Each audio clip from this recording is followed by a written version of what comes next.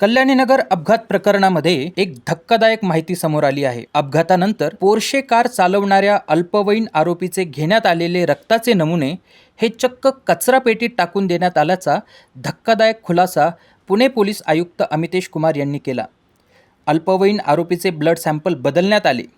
Sassoon रुग्णालयातील doctor Ajay Taware आणि doctor Shrihari हळनोर यांचा अजब कारनामा पुणे पोलीस आयुक्त अमितेश कुमार यांनी समोर आणला आहे।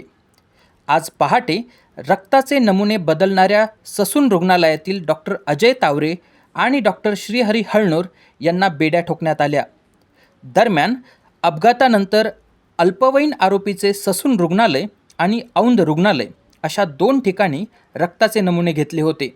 यापैकी औंध येथील रुग्णालयातील अल्पवयीन आरोपीच्या रक्ताच्या नमुन्याचे DNA त्याच्या वडिलांशी जुळलेले दिसले, तर ससूनमधील रक्ताचे नमुने मात्र दुसऱ्या कुणाचे तरीच असल्याचा धक्कादायक प्रकार उघडकीस आला आहे। ससून रुग्णालयातील डॉक्टर अजय तावरे आणि डॉक्टर श्रीहरी हळनोर यांनी हे रक्ताचे नमुने बदलल्याचे समोर आले आहे। याबाबत पुणे पोलीस आयुक्त अमितेश कुमार काय म्हणाले ते पाहूयात।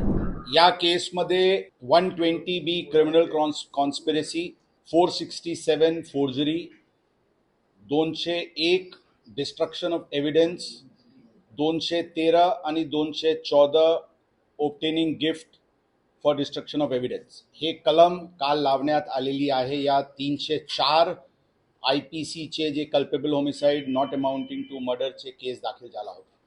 यामध्ये अशा समोर आलेली आहे की 19 तारीखला 11 वाजताचे सुमारास जे ब्लड सॅम्पल जुवेनाइल एक्यूज्डची ससून हॉस्पिटलला कलेक्ट करण्यात आली होती, ती चुकीने ते एक क्रिमिनल कॉन्स्पिरसीचे अंतर्गत एक दुसरा व्यक्तीचे ब्लड सॅम्पल रिप्लेस करून त्यांना फॉरेन्सिक लॅबला पाठवण्यात आली होती।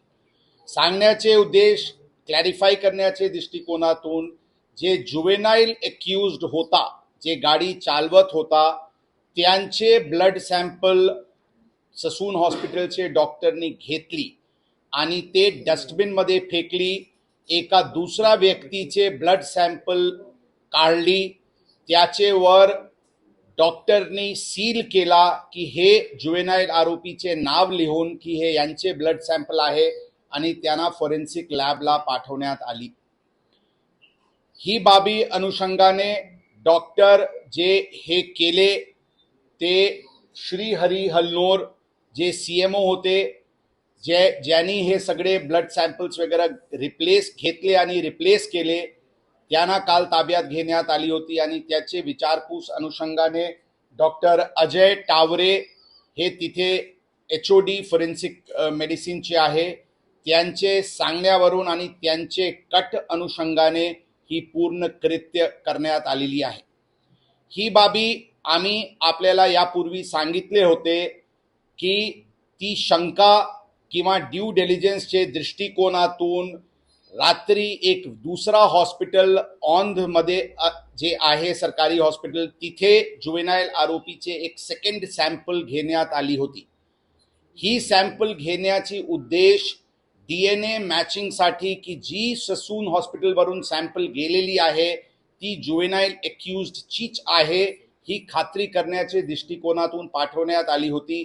आणि काल जे आम्हाला फॉरेन्सिक रिपोर्ट प्राप्त झाले त्यामध्ये औंधचे सॅम्पल हे जुवेनाइल एक्यूज्डचे आहे आणि त्यांचे वडिलांचे पण सॅम्पल आम्ही घेतली होती, त्यांना ससून हॉस्पिटल फॉरेन्सिक लॅबला पूर्ण क्लॅरिटीचे दृष्टिकोनातून, आणि ती औंधची सॅम्पल हे जुवेनाइल एक्यूज्डची आहे आणि त्याची सॅम्पल त्यांचे वडिलांसोबत मॅच झालेली आहे।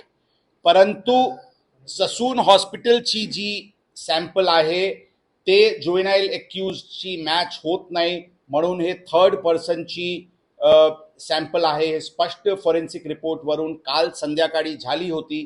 त्याचे नंतर हे डॉक्टर्सला ताब्यात घेऊन विचारपूस करून त्यांना अर्ली मॉर्निंग आवर्समध्ये कलम वाढवून अटकची कारवाई करण्यात आलेली आहे।